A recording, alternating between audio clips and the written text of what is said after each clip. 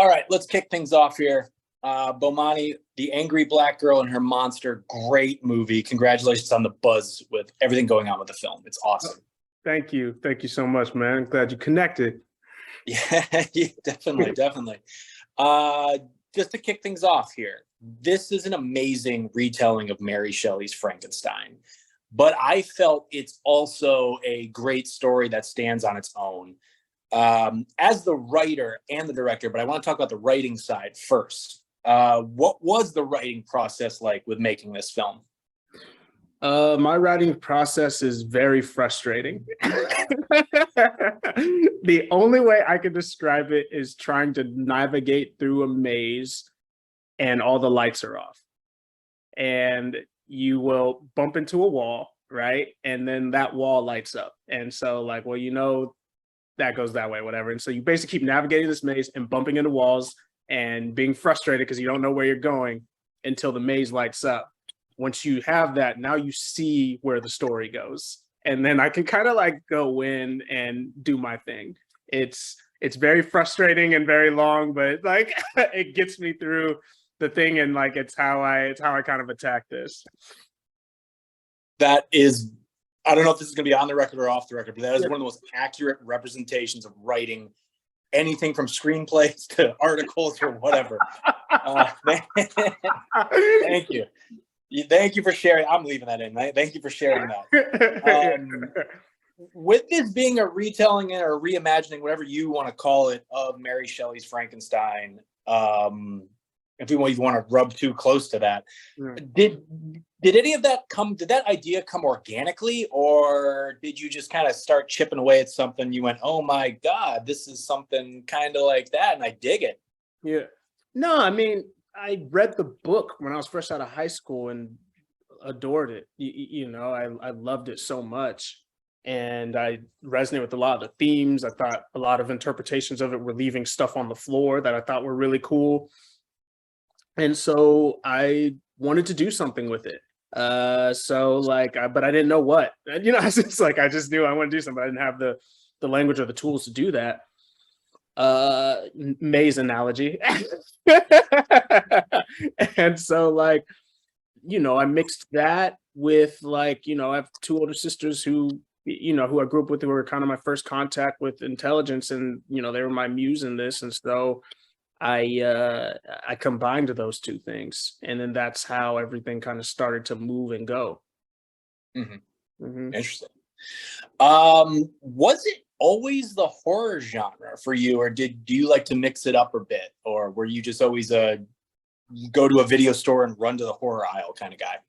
Yeah, no, I've always had a love of horror since I was a kid. I've always loved horror movies. So that has, kind of been a backbone of just me in general since childhood all the way till even now. I'm constantly seeking horror movies that I love. There's been a lot of recent ones that I've loved too. So horror's always been in the back of my mind as a filmmaker, and it's a genre that I feel like, it's like I don't see myself leaving it behind, doing it just to launch myself. I'm going to return to it, so.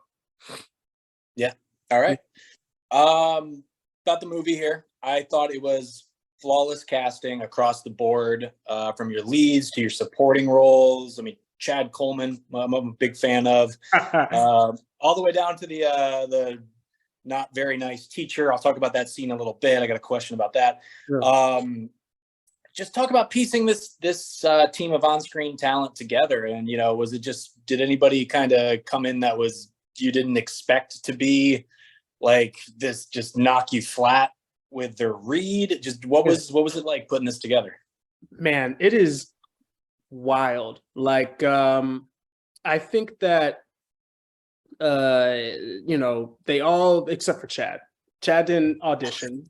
He just he just gets the role.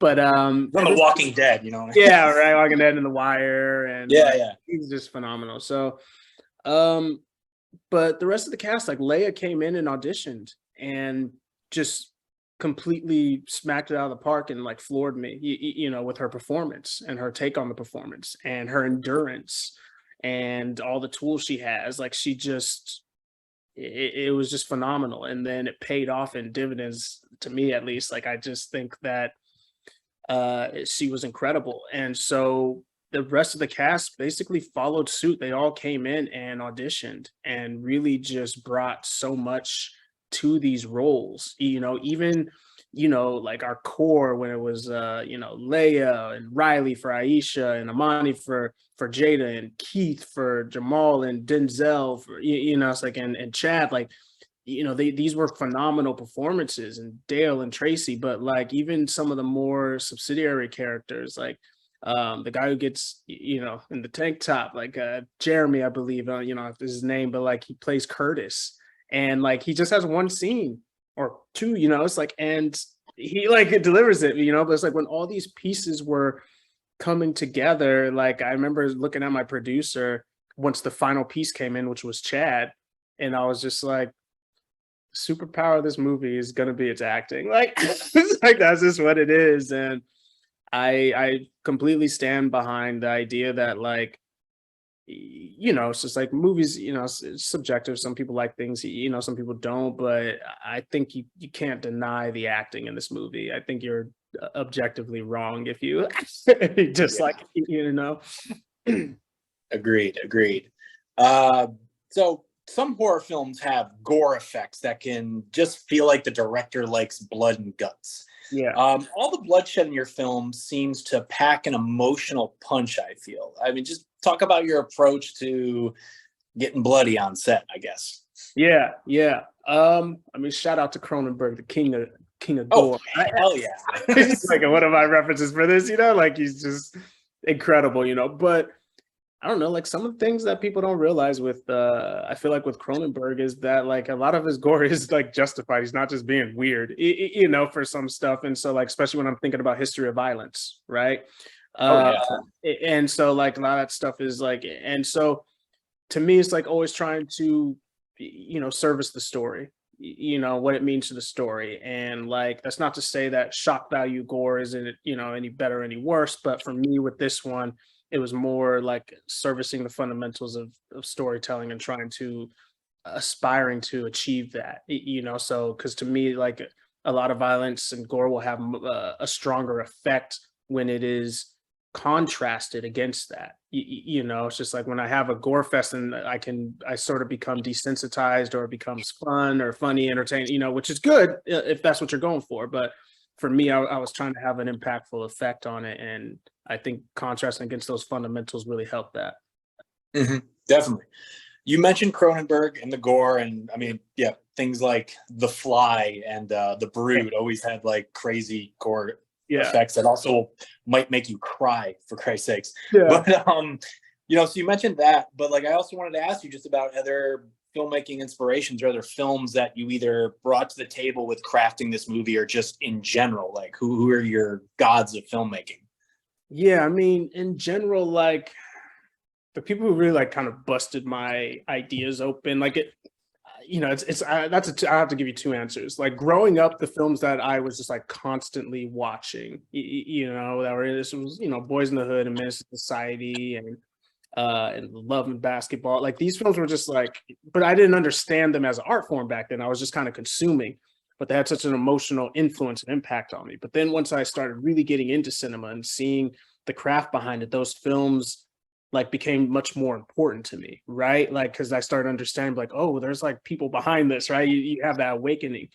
And then on top of that, to like add to those films, like people like, Aronofsky, who, it's like, I love The Fountain, Death is a Disease is my homage to The Fountain. And David Lynch, like I love his movies. And it's like a big PTA fan, it's just like these, and Billy Wilder, it's like he's someone that was huge for me.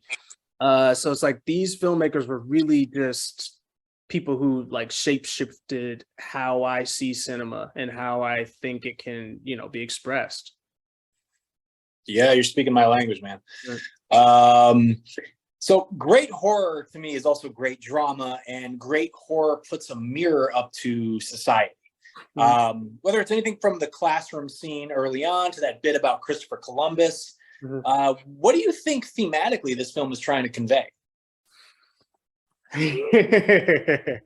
Well, it's like I want to be careful with that because I want to protect the relationship between the story and the audience. It's like I Okay. think movies can have a lot of different thematics going. Of course, I have my own hopes and dreams of what I want to achieve. But at the end of the day, I think it's what's important to me is that you walk into the cinema with whatever expectation you have of what you're going to get and leave with more than what you bought it for. And just hoping the audience has a good ride. They leave with some thoughts in their head, about life. Yeah.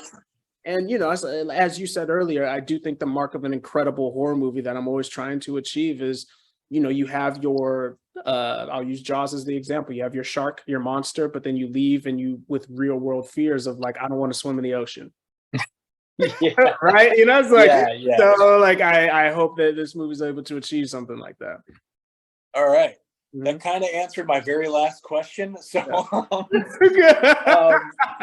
so I'm actually going to jump back and do my second to last question. So I apologize if this interview kind of ends on like, I don't know what kind of note, but I want to talk about the monster. Like, what was it's kind of hiding in the shadows, but then you get to see little glimpses of it, not the facial reconstruction and everything. Mm-hmm. I really admired the makeup and the stature of it.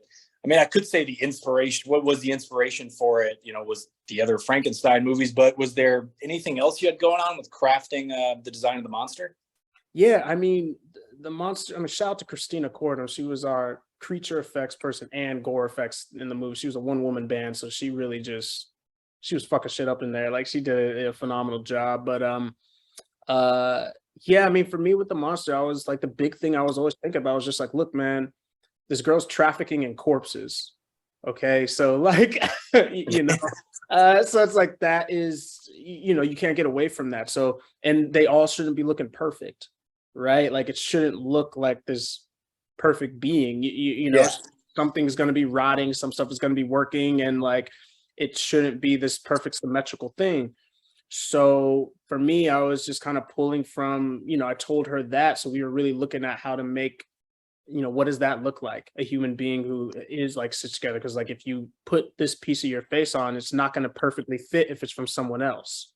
So it was more of just thinking about things that way. And there's always going to be some references to pull. To me, like one of the references was like zombies as well as Leatherface. It's like I felt like those were good things to kind of reference and look at for this. There's a couple other things I had in there because the hoodie is a big thing with some monsters that I really liked. And yeah, I was just really like pulling those things for it.